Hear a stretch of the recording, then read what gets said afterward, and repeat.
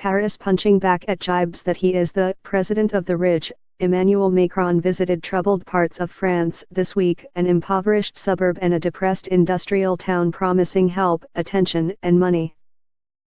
Mostly, though, Mr. Macron, the young president who upended French politics with his election last spring, stuck to the theme that his attempt to overhaul the country's economy will aid all classes, including the poor. "I have no idea what that means, to have a policy for the rich," Mr.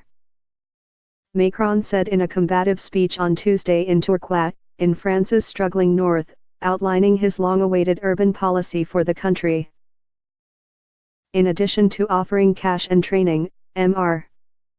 Macron zeroed in on fighting discrimination by employers, a widespread practice not generally acknowledged in France, where affirmative action is largely seen as a hateful American import. "I only know that when there isn't an economy that pulls the whole country forward, then the struggling neighborhoods won't do so well either," Mr. Macron said, speaking from a disused textile mill now hosting audiovisual startup businesses. "No social policy can sustain itself," Mr. Macron said, "unless there is also a parallel economic success story at hand, which can carry it, and pay for it."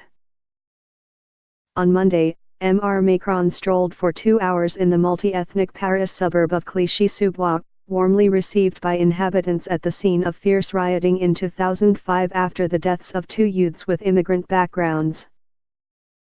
For decades, French presidents have alternated between neglect and appeasement for the suburbs and struggling towns. They have piled on subsidies, half-hearted jobs programs and forbidding public housing projects, then forgotten about them until eruptions of violence and discontent. Unemployment in many suburbs is more than twice the national average of just under 10%, and some suburbs are also breeding grounds for homegrown jihadists, a point Mr. Macron mentioned on Tuesday. This French president's approach appears to be somewhat different as it evolves in the face of criticism that Mr. Macron, a former investment banker, favors the rich. Among the critics, Martine Aubry, the socialist mayor of Lille and the author of the 35-hour workweek when she was in the government in the 1990s, tore into Mr. Macron on Monday for reducing state support for a government-subsidized jobs program. On Tuesday in Tourcoing, Mr. Macron derided the program as ineffectual. His answer was long-term training for the chronically out of work and one-time cash incentives to employers offering jobs to suburban youths. "Assisted job contracts, that's not the solution," Mr. Macron said. "You wind up unqualified at the end. Those who are advocating them should try taking one. They don't even want them for themselves.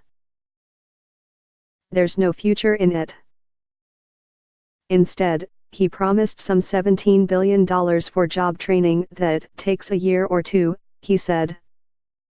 "It's not a policy of subsidies, it's a policy of investment in people."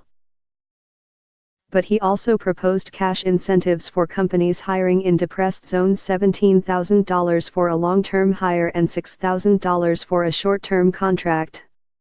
He veered between the lofty and the down-to-earth, as he often does.